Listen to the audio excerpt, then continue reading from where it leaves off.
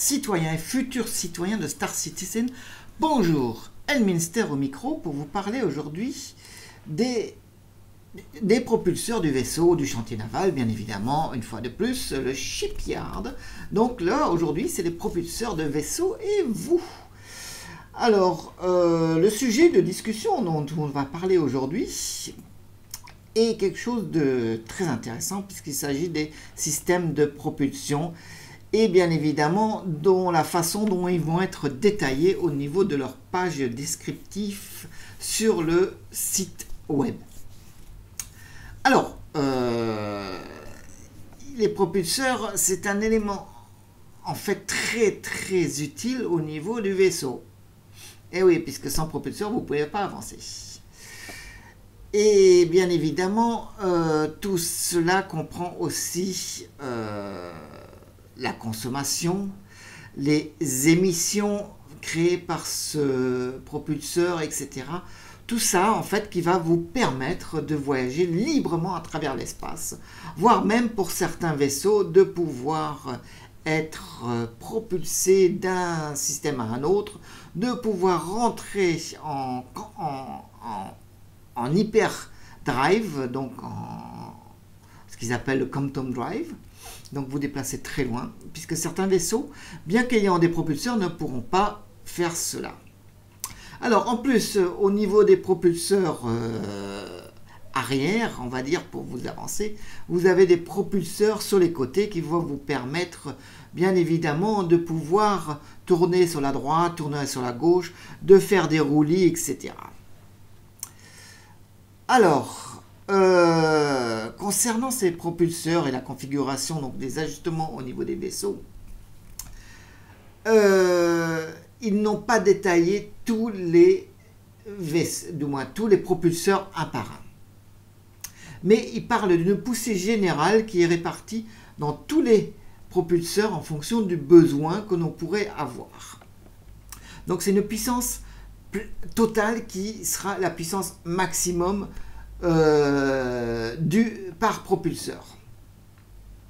Cela signifie bien évidemment qu'ils n'ont pas une réelle valeur de sortie de puissance, de poussée en fait de leur vaisseau. La valeur en elle-même, elle a toujours été difficile à expliquer et en fait, comme dit,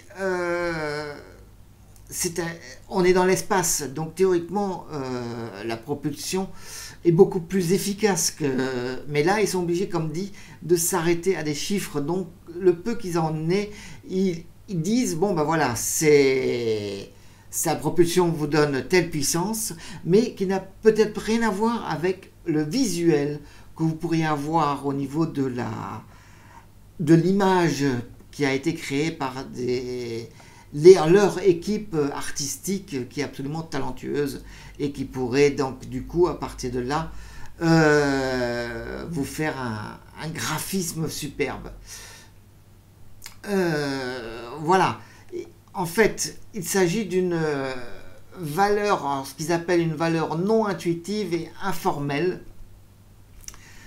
pour comparer en fait les chiffres au niveau d'un système de vol ou d'un modèle de vol qui est donné. Alors, on va comparer.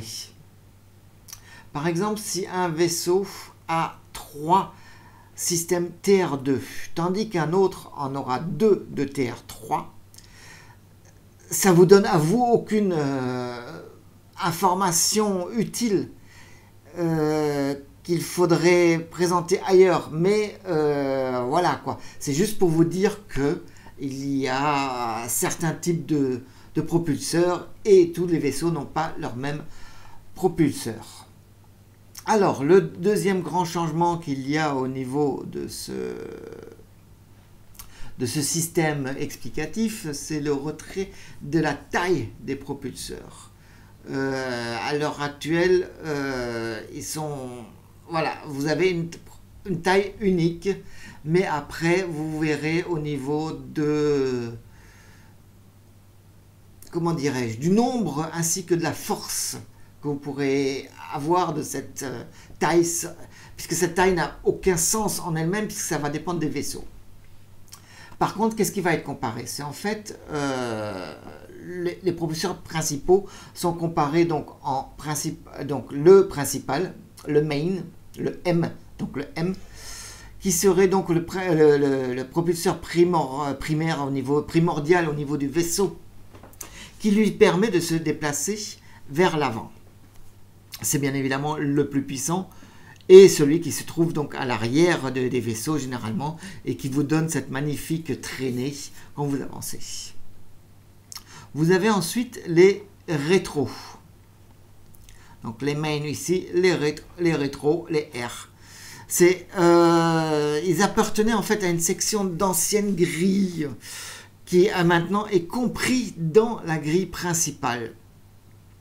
Dans les propulseurs principaux, c'est en fait ceux qui vous permettaient de reculer ou de freiner avec les aérofreins. Donc, voilà, si jamais il venait y avoir des dégâts, cela créerait des problèmes pour, par exemple, vous arrêter. Donc, a priori, de ce que je comprends, donc vous avez les main qui seraient ici, et les rétros, voilà, vous avez le petit R qui serait là. Donc, le aim, le rétro, savoir si vous en avez deux ou le nombre, etc. Après, vous avez ce qu'on appelle le VTOL ou les V. Ce sont des propulseurs en fait qui vous permettent de rouler sur vous-même sur un axe Z. Donc c'est vraiment qui vous permettent d'aller rouler sur vous-même, de vous permettre d'atterrir, de décoller, donc d'aller en fait ce qu'on appelle moi je pense les frames pour certains vers le haut, vers le bas et sur le roulis. Si vous n'avez aucun vaisseau, aucun propulseur VTOL,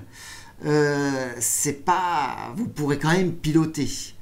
Il suffit juste d'anticiper correctement tout le principe des manœuvres dont on a parlé.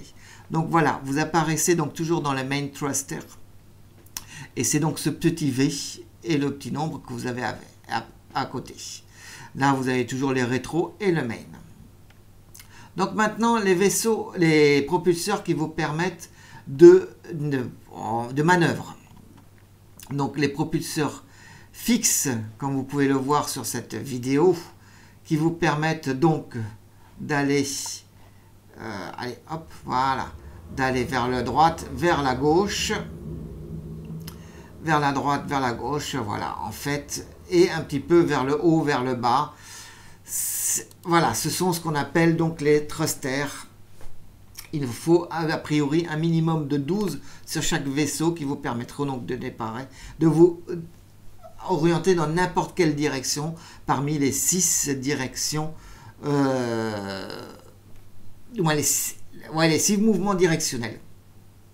Donc au bas, droite, gauche, en biais, et ainsi de suite, si vous regardez. Donc voilà.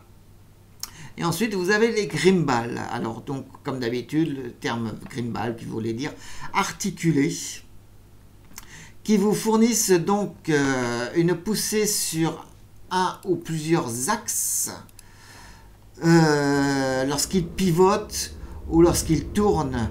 Cela vous permet d'avoir une manœuvre plus optimisée.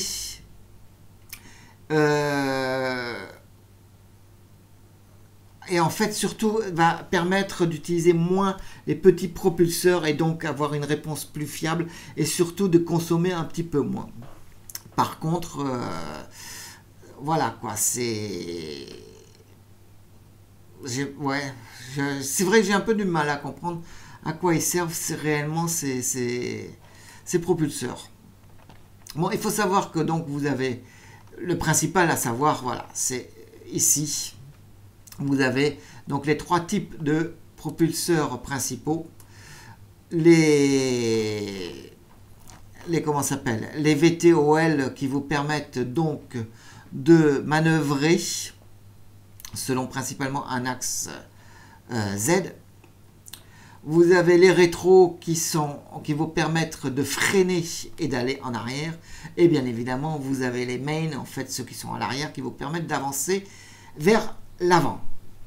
Et après, vous avez les thrusters que vous avez ici.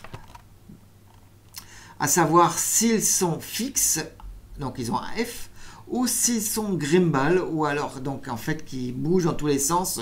Mais dans les deux, ah voilà, en fait c'est ça. C'est dans les deux cas, ils vous permettent de faire la même chose, sauf que les fixes, ben voilà, ils sont fixes et ils vont être plus utilisés que les gimbal qui en fait bougent sur eux-mêmes. Donc en fait il y en aura peut-être moins, mais vous pourrez faire absolument la même chose.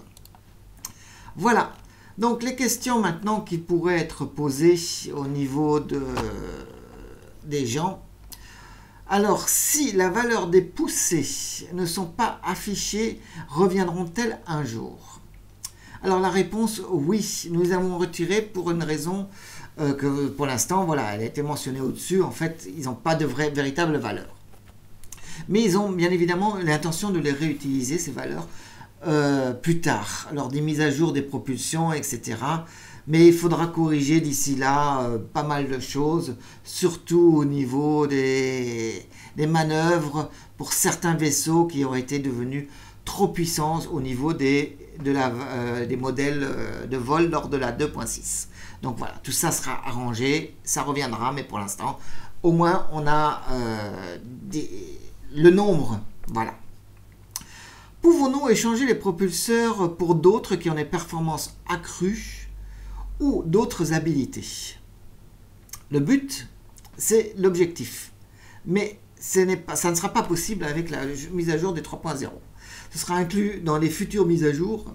Il prévoit bien évidemment de permettre aux joueurs d'avoir la possibilité d'échanger l'ensemble de leurs propulseurs, que ce soit les propulseurs principaux, les propulseurs de manœuvre ou la totalité, bien évidemment. Et voilà, ça va dépendre en fait quel va être votre but, si c'est une but de course ou si ça va être le but de justement d'être beaucoup plus furtif. Tout cela va pouvoir être changé puisque comme vous comprenez bien, chaque propulseur a une quantité d'émissions plus ou moins grande, donc en fonction, et de puissance bien évidemment. Donc tout ça, vous allez pouvoir le changer. Bien évidemment, vous pourrez changer un ensemble de propulseurs, par exemple, il en parle là, un ensemble de propulseurs du système Hornet contre des propulseurs furtifs, mais qui seront bien moins puissants, bien évidemment. Voilà, tout va en fait bouger, va être voilà, vous pouvez tout changer. Bien évidemment, si vous changez, vous pour améliorer d'un côté, vous diminuez de l'autre. Hein. C'est toujours à chaque fois équilibré d'une manière ou d'une autre. Voilà, en ce qui concerne la propulsion des vaisseaux, pas très longue au niveau des explications, un peu compliqué. C'est vrai que même moi j'ai eu un peu de soucis, mais bon. J'ai un peu mieux compris le système des propulsions. En fait, vous en avez 3 grandes bases et vous avez bien évidemment après les petits propulseurs de manœuvre.